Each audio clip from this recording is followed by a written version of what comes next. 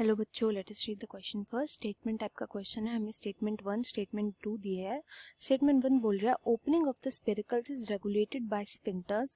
Statement 2 बोल रहा है spiracles allow inspiration and expiration. हमें बताना है both statement 1 and 2 are correct. If both statement 1 and 2 are incorrect, statement 1 is correct and statement 2 is incorrect, और if statement 1 is incorrect and statement 2 is correct.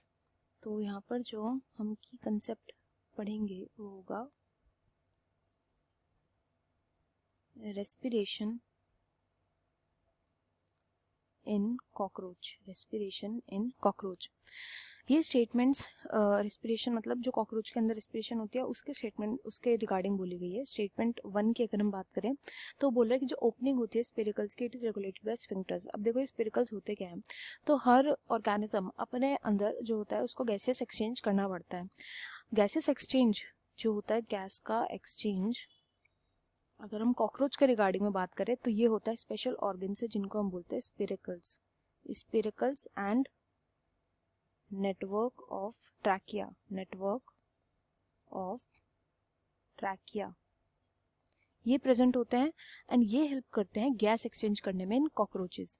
अब ये जो स्फेरिकल्स होते हैं ना, ये स्पिरिकल्स के थ्रू यहाँ पे सारा गैस एक्सचेंज होता है एंड यही ओपन और क्लोज करते हैं, ओपन या फिर क्लोज करते हैं।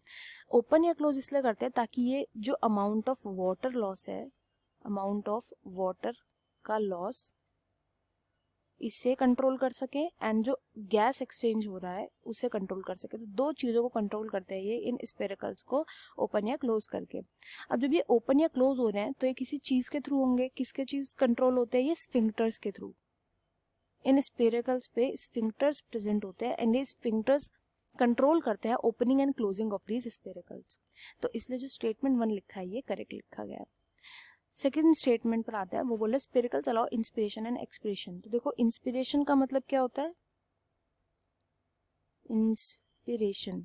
इंस्पिरेशन का मतलब होता है जब हम गैस या ऑक्सीजन को जैसे हमने अंदर लिया तो इनसाइड ऑफ द बॉडी जब जाती है उसको हम बोलते हैं इंस्पिरेशन। एक्सपिरेशन जस्ट इसका अपोजिट हो जाता है, जब गैस बॉडी के बाहर जाती है, आउटसाइड द बॉडी, जब हम उसको बाहर भेजते हैं तो उसको हम बोलते हैं एक्सपिरेशन।